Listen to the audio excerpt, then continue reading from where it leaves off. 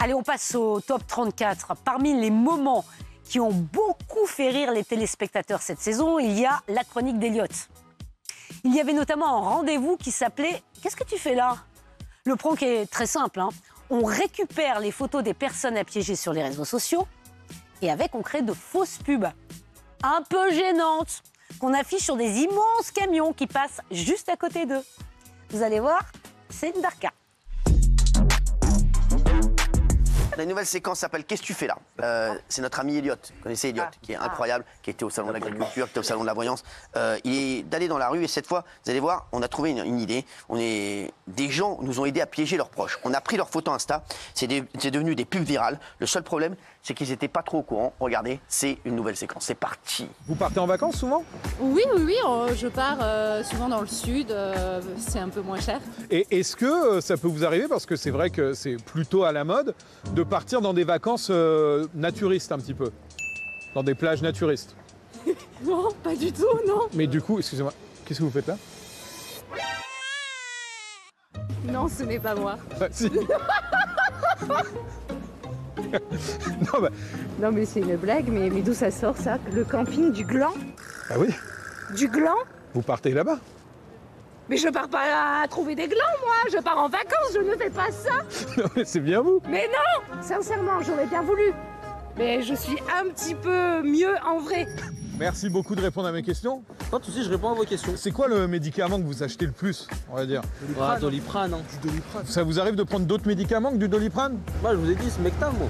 Smecta? Ouais, ça me met. Et je veux dire, quand par exemple, tu finis la soirée, avant de finir la soirée, tu peux prendre quelque chose. Tu chopes souvent en boîte de nuit ou pas? Ouais, quand même. Mais qu'est-ce que tu fais là, du coup? Mais... Je me disais... Direction. Bah, c'est une... Je sais pas, c'est un mec qui tourne comme ça pour la pub. Mais c'est moi, ça, c'est pas problème de direction. Enlève. Non, monsieur, mais... attends, je le connais pas. Allez-y, monsieur, faites le tour, hein. Continuez votre travail. Non. Et Recta, pour moi, ça a marché. Ah ouais, t'es là aussi. Mais je suis partout, là, c'est... Monsieur, vas-y, wesh. Mais partout, enlève. Non.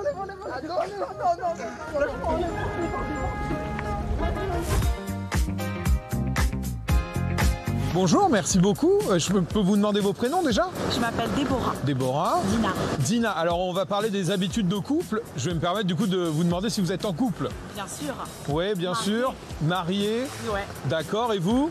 Mariée, ouais. Bien mariée. Ça fait combien de temps? Ça fait 12 ans. Et Voilà. du coup, est-ce que on peut dire que vous en avez un peu marre? Non. Non? Non, moi ça va. Ça va? Ouais. Et vous avez jamais pensé à aller voir ailleurs? Jamais. Ah bon? Bah ouais. Et qu'est-ce que vous faites là pourtant?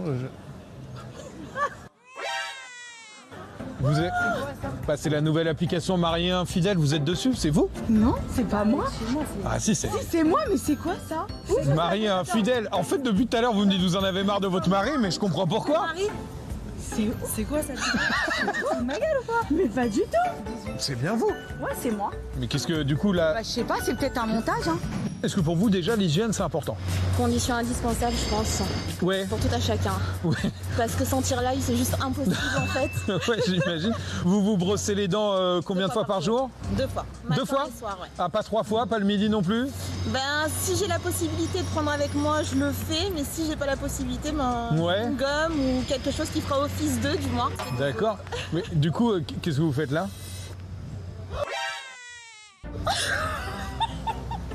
C'est une blague.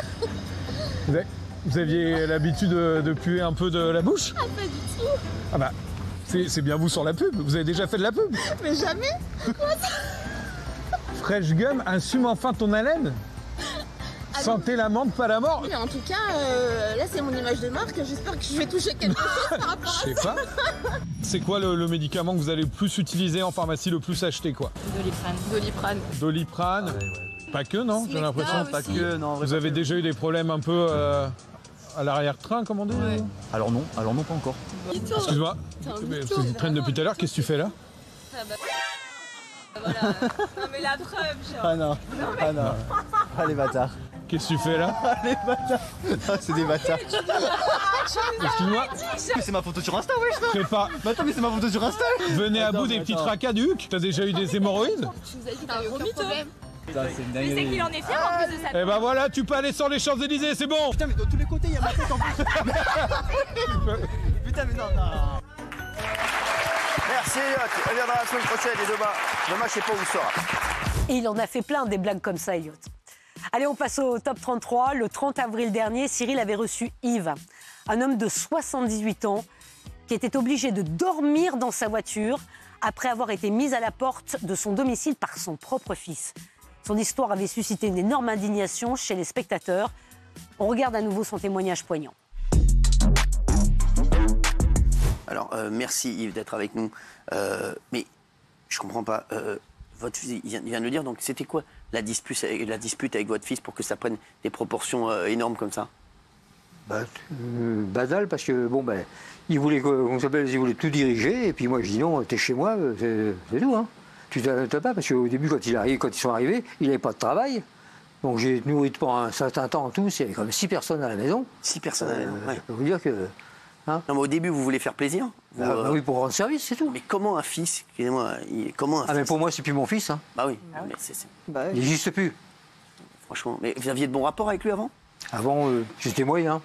Mais bon, vous l'avez quand même accueilli chez vous, parce qu'il vous a fait de la peine. Bah oui, parce que moi, c'est pour les enfants que je l'ai pris. Hein. Bien sûr. Parce que les enfants, il y avait l'assistance sociale qui était là, qui dit si vous les prenez pas, moi je les emmène. Et quand vous le voyez sortir, vous ne l'interpellez pas, il sort bien de chez lui. Parfois, il sort bien de chez vous. De chez lui. Ah mais il me cause pas, hein. De chez vous. Il me cause pas, hein. Quand il passe, il vous parle même pas. Ah non, il me cause pas, il m'ignore totalement, hein. Aussi bien lui que elle. Et sa compagne aussi. Ah c'est pareil, c'est encore pire. Non, mais c'est quoi ces gens? Et les enfants, ils ont quel âge? Les enfants, il y a ma petite fille qui a 20 ans et l'autre il a 17 ans. Mais quand, et eux, vous les voyez quand même, ils sont. Et il y en avait un troisième, mais l'autre on l'a retiré. Ah ouais. Mais et les petits enfants, ils disent quoi? Ah ma petite fille, elle se dispute souvent avec son père. Hein. Ah oui. Elle lui dit quoi? Elle lui dit c'est quoi? Parce que dernièrement, il y a eu encore une affaire que il lui a dit si tu continues à m'emmerder, si je dois le dire, je te fous dehors. Elle dit attention, je ne suis pas chez toi, je suis chez mon grand-père. Alors Yves, ça dure depuis énormément de temps. Ah oui, 19 mois. Et je comprends, vous ne pouvez rien faire. Moi j'ai fait tout ce que j'ai pu faire, mais j'ai cru au procureur, j'ai cru à la préfète, et puis il y a que la préfète qui m'a répondu en me donnant un foyer. J'ai dit je veux pas de foyer, puisque si quelqu'un qui va partir de la maison, c'est à mes enfants de partir. C'est chez vous, propriétaire. Chez vous, vous êtes propriétaire de la maison. Oui.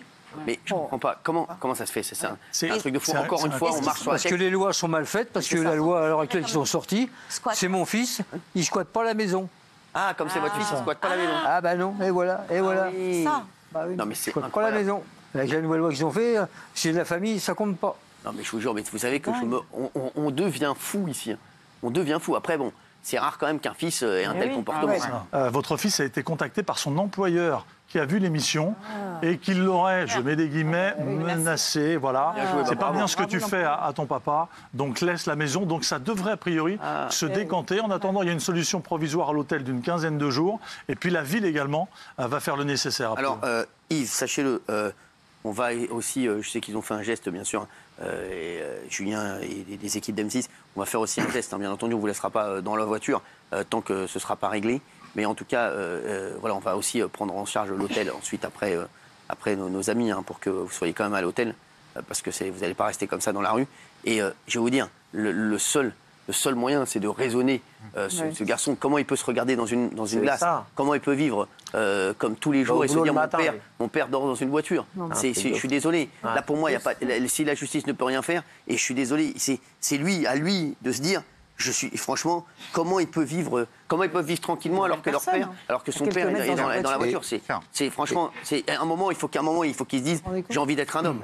C'est inhumain. Ces chiens, ils sont dans la maison, son père, il dort dans la voiture. C'est qu'ils sont un bonhomme.